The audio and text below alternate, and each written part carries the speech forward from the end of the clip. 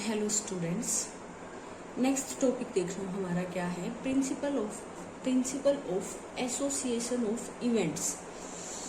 इसमें क्या रहेगा कि कोई भी स्टार्टिंग में दो इवेंट का बता रखा है। वैसे जनरली कितने भी एनी नंबर ऑफ इवेंट्स के लिए हो सकता है कि क्या है कि जैसे दो इवेंट हमारे सेम टाइम में होते हैं तो कोई इवेंट ए हमारा can be performed in m ways and another event B जो इंडिपेंडेंट ऑफ ए। दो इवेंट हैं हमारे ए एंड बी, दोनों एक दूसरे से इंडिपेंडेंट हैं। मतलब ए इवेंट होने में बी पे कोई फर्क नहीं पड़ेगा और बी इवेंट होने में ए पे कोई फर्क नहीं पड़ेगा। तो हम इवेंट ए को तो एम वेज से कर सकते हैं और इवेंट बी को एन वेज से कर सकते हैं। तो क्या होगा कि जब दोनों event then both the event A and can be performed in M into N ways।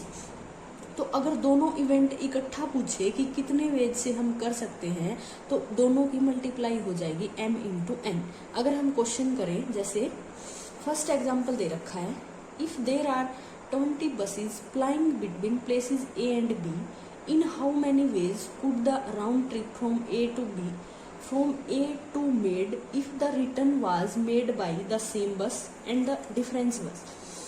अब देखो क्या कहा है कि कोई प्लेस अभी यहाँ A और यहाँ कोई प्लेस है हमारा B और हमारे पास ना 20 बस हैं जो A से B तक जाती है। तो हमें बताने हैं कि कितने वे से कोई भी राउंड ट्रिप ए से स्टार्ट होके बी तक कितने वेज से हो सकता है। अगर फर्स्ट केस में क्या दे रखा है, the return was made by the same बस, कि जिस बस से ए टू बी हम जाएंगे ना उसी बस से हम वापस आएंगे। तो स्टार्टिंग वाले में तो सेम बस है। तो देखो भाई हमारे पास यहाँ से यहाँ तक 20 बस जाती हैं तो कितने ऑप्शन है हमारे पास। ए पे खड़े होके हम 20 में से कोई एक बस ले सकते हैं। तो ए के लिए कितने ऑप्शन है हमारे पास 20। अब जिस बस से जाएंगे उसी बस से हमें वापस आना है। तो बी के लिए तो क्या है, सिर्फ एक ऑप्शन है हमारे पास, क्योंकि जिस बस से हमें जाना है उसी से वापस आना है। तो टोटल कितने वेज बनेंगे जब हम सेम बस से आएंगे, 20 into 1 20 वेज। अब सेकेंड केस में इसने क्या कहा, ए डिफरेंस बस, डिफरेंट आ जाएगा कि जिस बस से आप जाओगे ना उससे दूसरी बस से आपको वापस आना है। तो देखो यहाँ कोई ए है, यहाँ बी है, यहाँ से यहाँ तक हमें जाना और फिर वापस आना है।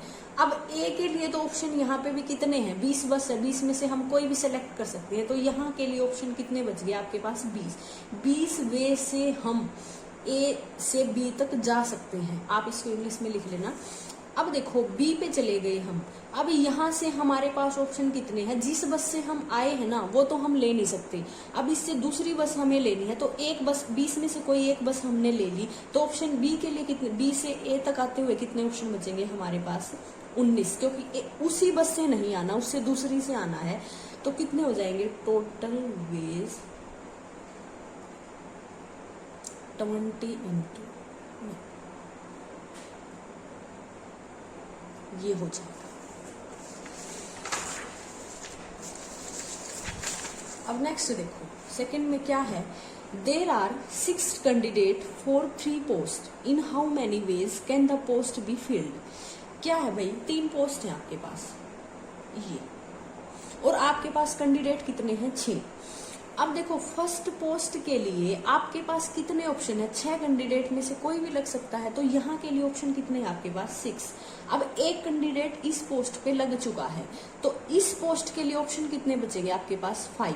अब एक कैंडिडेट यहाँ लग चुका है, एक यहाँ लग चुका है, तो इसके लिए कितने बचेंगे आपके पास 4। तो टोटल आपके पास, तो इन how many ways can the post be field, तो ये पोस्ट आपकी कितने तरीकों से आप फिल कर सकते हो। तो देखो ये 3 इवेंट मान लेते हैं, जैसे अलग अलग 3 पोस्ट थी हमारी, तो इसके लिए नंबर ऑफ वेज कितने हैं हमारे 6, इसके लिए कितने हैं 5 और इसके लिए है 4।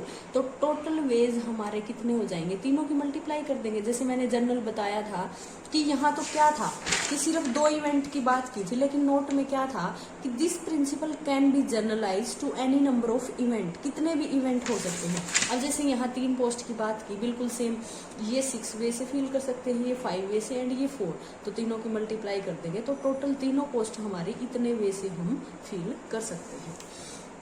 अब इससे नेक्स्ट देखो, From among 36 teachers in a school, one principal and one vice principal are to be appointed. In how many ways can this be done? देखो क्या है, स्कूल में आपके पास ना 36 टीचर्स हैं, उनमें से एक आपको प्रिंसिपल अपॉइंट करना है, दूसरा आपको वाइस प्रिंसिपल अपॉइंट करना है। तो स्टार्टिंग में देखो प्रिंसिपल की पोस्ट, प्रिंसिपल को अपॉइंट करने के कितने तरीके हो सकते हैं, कितने वे से कर सकते हो आप। तो देखो 36 टीचर हैं आपके पास, उनमें से किसी भी टीचर को आप प्रिंसिपल बना सकते हो। तो प्रिंसिपल के लिए कितने हुए आपके 36 वेज। अब हमने क्या किया, 36 टीचर्स में से कोई एक प्रिंसिपल बना दिया। अब ऐसा तो हो नहीं सकता कि एक ही टीचर प्रिंसिपल है हमारा और वही आपका वाइस प्रिंसिपल है, तो एक तो हमारा प्रिंसिपल बन चुका। अब 36 में से 1 सब्ट्रैक्ट कर देंगे, अब 35 में से हम वाइस प्रिंसिपल सेलेक्ट करेंगे ना, कोई भी अपॉइंट करना है जिसको, क्योंकि देखो एक तो हमने प्रिंसिपल बना दिया, अब जो बाकी बचे हैं उनमें से हमें वाइस प्रिंसिपल बनाना है।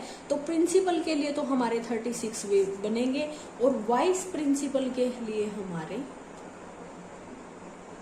35 वेज बनेंगे, क्योंकि एक तो हमने प्रिंसिपल बना दिया। अब जो बाकी के टीचर कितने बचे 35, तो उनमें से किसी को वाइस प्रिंसिपल बना सकते हैं।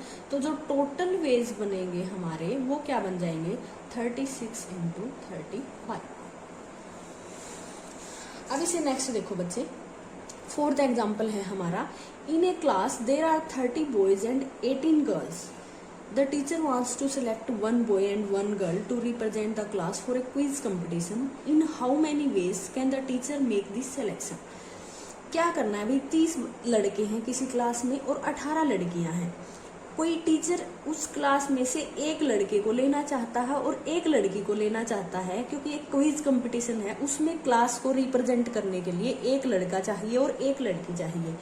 तो टीचर इस काम को कितने वे से कर सकता है।